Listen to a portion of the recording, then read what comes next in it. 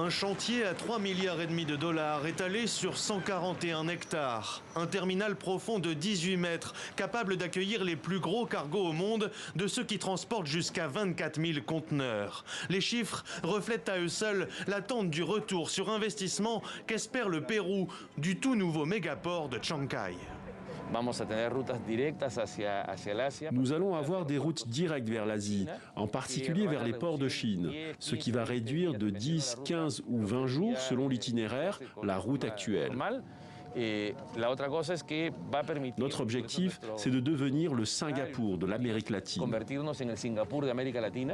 La route sera désormais plus directe et plus courte pour les produits sud-américains qui doivent aujourd'hui faire un détour par le Mexique et les États-Unis pour rejoindre l'Asie.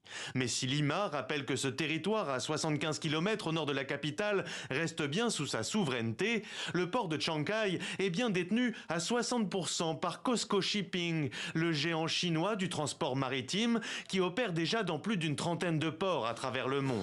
Avec ce nouvel investissement, Pékin étend encore un peu plus sa toile dans le cadre de son méga-projet économico-diplomatique des routes de la soie. Ce à quoi nous assistons, ce n'est pas seulement l'initiative des nouvelles routes de la soie qui prend racine et fleurit au Pérou. C'est aussi la naissance d'un nouveau corridor terre et mer entre l'Asie et l'Amérique latine. Alors qu'elle contrôle déjà un tiers des entreprises minières péruviennes, la Chine s'assure avec le port de Chancay un accès aux matières premières, notamment le lithium, nécessaire pour produire ces batteries électriques dont elle est le premier producteur mondial. Des considérations bien éloignées des intérêts de la population locale. Mais en quoi le port lui-même va-t-il nous être utile? Tout au plus, 700 emplois seront créés.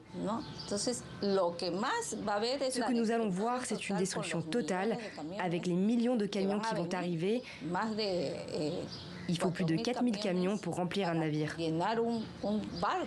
Sur le plan diplomatique, Pékin augmente aussi sa sphère d'influence en Amérique latine, au nez et à la barbe de Washington.